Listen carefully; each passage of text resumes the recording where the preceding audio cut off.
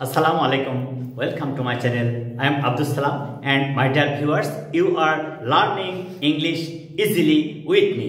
Today I am going to make a video which is very important and which will help you to differentiate between finite and non-finite verbs. Look at it please. Non-finite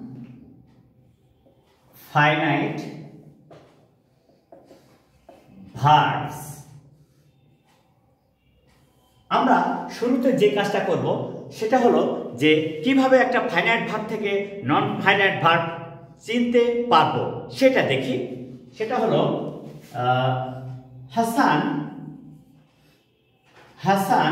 wants a pen.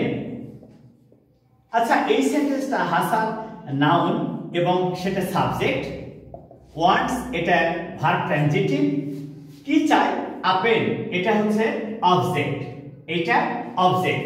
তাহলে এখানে এই verb transitive এটাই হচ্ছে finite verb, কারণ এই সেন্টেন্সে এই wants এই ভার্বটাই কাজ সম্পন্ন করছে। আবার দেখো, Hasan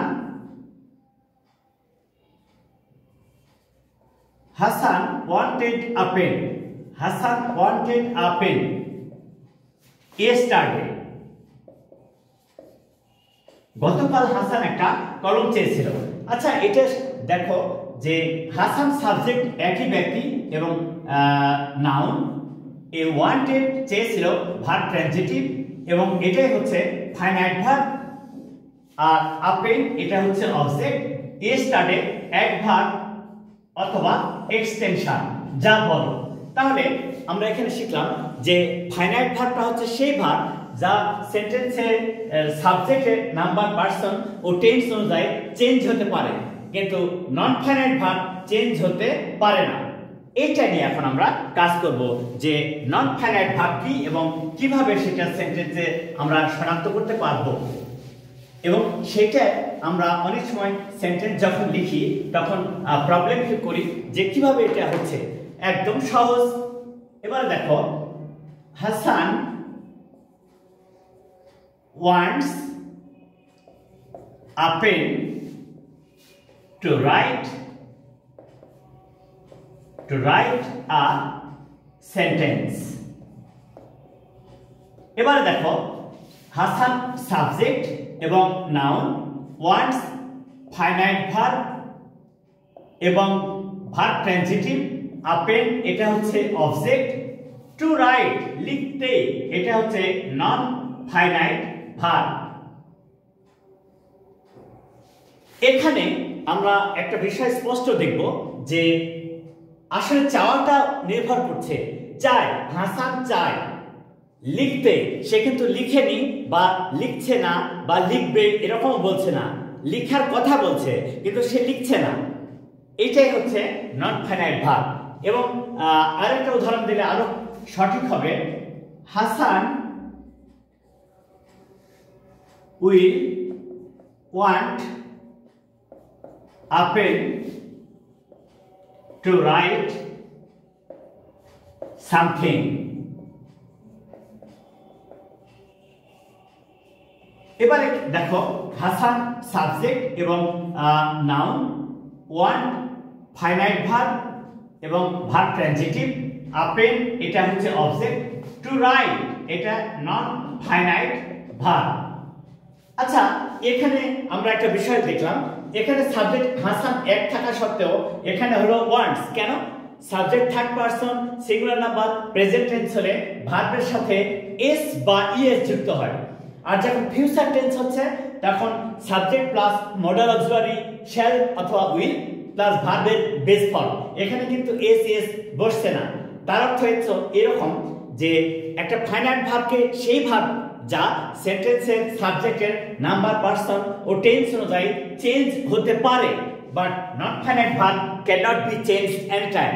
Non finite verb will tell you the words of action, but it cannot complete the action, it cannot finish the action of that sentence, but it will tell you only about the name of action, so it is non finite verb.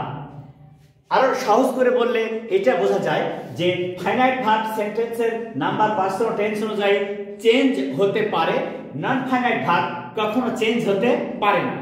Non finite verb যে tense যে সাবজেক্টই হোক, সে যদি non finite verb আকারে বসে তাহলে সে change হতে পারে না। এটা দেখতে হবে তোমাদের। এবারে আরেকটা সেন্টেন্স দেখো, হাসান wanted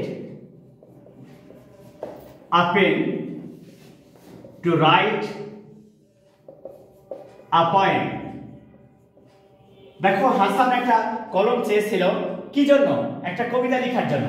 এই যে to write, to write, to write, এরাই হচ্ছে নন ফাইনাইট ভার্ব। কারণ কোন টেন্সের ক্ষেত্রে এ চেঞ্জ হতে পারছে না। এটা প্রেজেন্ট টেন্সে চেঞ্জ হলো না, ফিউচার টেন্সে চেঞ্জ হলো না, পাস্ট টেন্সেও চেঞ্জ হলো না। কিন্তু যেটা ফাইনাইট ভার্ব, এইটা, এইটা এবং এইটা ফাইনাইট ভার্ব, এরা চেঞ্জ হতে পারলো। তাহলে আমরা একদম সহজে কনক্লুশন টানবো। সেটা কি? যে ভার্ব সেন্টেন্সে সাবজেক্টের সঙ্গে ব্যবহৃত হয়ে সাবজেক্টের নাম্বার, পার্সন ও টেন্স অনুযায়ী চেঞ্জ হতে পারে এবং সেন্টেন্সের কাজ সম্পন্ন করে, তাকেই ফাইনাইট ভার্ব বলে। অন্যদিকে যে ভার্ব সেন্টেন্সে ব্যবহৃত হয়ে কোনো কাজের কথা বলে কিন্তু কাজ সমাপ্ত করতে পারে না এবং সেন্টেন্সের সাবজেক্টের নাম্বার, পার্সন ওই সেন্টেন্সের টেন্স অনুযায়ী রূপের চেঞ্জ হতে পারে না, তার গঠন চেঞ্জ করতে পারে না, তাকে নন ফাইনাইট ভার্ব বলে। আচ্ছা, এই যে নন ফাইনাইট ভার্ব বিভিন্নভাবে হতে পারে, সেটা নিয়ে এখন কথা বলবো। নন ফাইনাইট ভার্ব কি কি ভাবে হতে পারে সেটা নিয়ে আমরা কথা বলবো। আশা করি তোমাদের এখানে আর সমস্যা হবে না। আমাদের ইংরেজি যখন শিখবো, আমাদের উচিত পার্টস অফ স্পিচ এবং তার গঠন অত্যন্ত চমৎকার ভাবে সহজ করে শেখা। তুমি যদি মনে করো যে একটা গাছে ফল পেতে চাও, তাহলে তোমাকে কি বীজ বপন করতে হবে না? At first you have to sow the seeds, then the plants will grow up. At one point you will have to nurse it properly. When it will grow up and when the plants will be matured, then it will bloom. After blooming, you will be very happy to see the atmosphere of the tree, and when there will be fruits, you will be completely happy to see the fruits of your works from the very beginning to the end. In the same way, when you will try to learn English, you must learn the basic points of English, that is parts of speech. And we are doing the same for a long time, only for the betterment of you. Now you can easily understand how can you differentiate non-finite verbs. The first one, infinitive. Infinitive. Infinitive. আচ্ছা, infinitive কি? A 2 plus base form, 2 plus base form of any verb is called infinitive. তাহলে আমরা কি শিখলাম এখানে? ভার্বের base ফর্মের পূর্বে টু বসালে এই টু প্লাস ভার্বকে ইনফিনিটিভ বলে। যেমন she went to market, she went to market to buy a shirt. তিনি বাজারে গেছেন। why? উদ্দেশ্য to plus verb, to buy a shirt, একটি শার্ট কেনার জন্য। আচ্ছা, তোমরা তো জানো যে পৃথিবীতে প্রত্যেকটা মানুষ উদ্দেশ্য নিয়ে কাজ করে। There is no people in the world who works without ambition or without purposes. So everybody has some purpose to do anything. So উদ্দেশ্য বোঝালে টু প্লাস ভার্ব হয়। উদ্দেশ্য বোঝালে এই যে টু প্লাস ভার্ব হয়। যখন কোনো কাজের উদ্দেশ্য বোঝায় তখন ইংরেজিতে টু প্লাস ভার্ব হয়। আমরা এটাকে যদি আরেকটা উদাহরণ দিই তাহলে আরো সহজ হবে। দেখো, যখনই সেন্টেন্সে কোনো কাজের উদ্দেশ্য বোঝাবে সেই উদ্দেশ্য বোঝালে তখন সেটা হবে to plus verb. To plus ভার্বকে বলে ইনফিনিটিভ। যেমন I work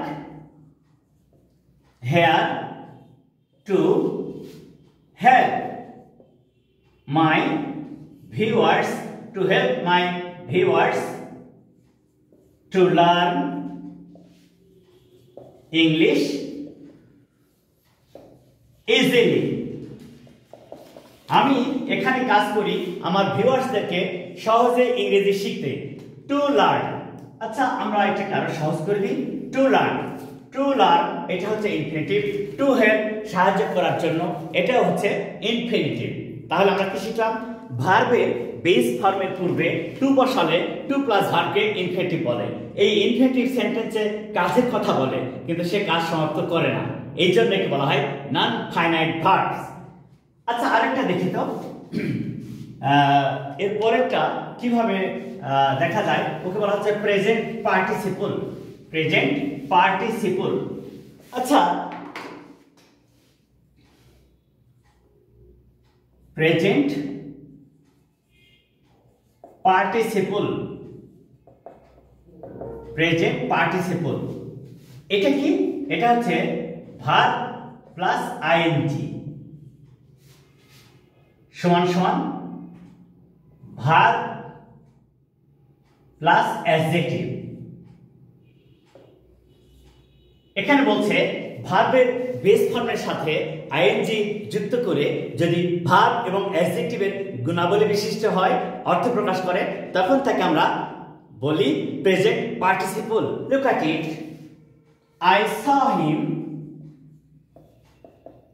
him walking on the road. I saw him walking on the road. আমি তাকে রাস্তায় হাঁটতে দেখলাম।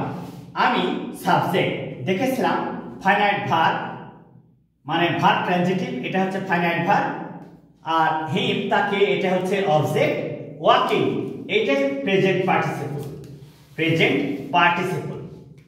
তাহলে আমরা কি শিখলাম?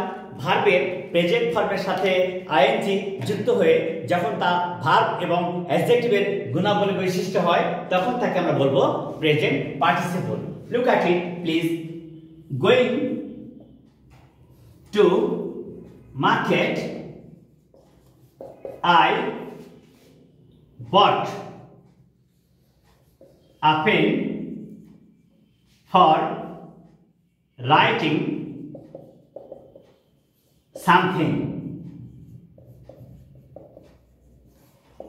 দেখো এখানে একই সেন্টেন্সে আমরা দুইটা প্রেজেন্ট পার্টিসিপল ব্যবহার করেছি। সেটা গোয়িং টু মার্কেট, বাজারে গিয়ে আমি কিনেছিলাম একটি পেন। তাহলে কি বলছে? বাজারে গিয়ে আমি একটা পেন কিনেছিলাম কিছু লেখার জন্য। ফর রাইটিং, এই যে একটা ছোট্ট সহজ কথা বলি, যদি ভার্বের সাথে আইএনজি যুক্ত হয়ে তার পূর্বে অক্সিলারি ভার্ব না থাকে, তাহলে সেটাকে তার ভার্ব থাকে না, সেটা কোনো কাজের কথা বলে, তখন সেটা প্রেজেন্ট পার্টিসিপল হয়। ঠিক একইভাবে এই গোয়িং এবং রাইটিং সেই কাজই করছে, ওয়াকিং সেই কাজই করছে, তাহলে এদেরকে বলা হয় প্রেজেন্ট পার্টিসিপল। তাহলে ফাইনালি আমরা কি বলতে পারি?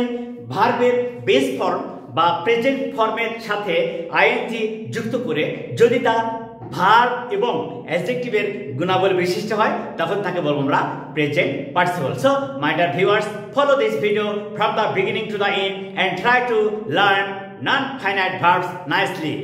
And please share this video to your friends and tell them to share and subscribe. Assalamu alaikum.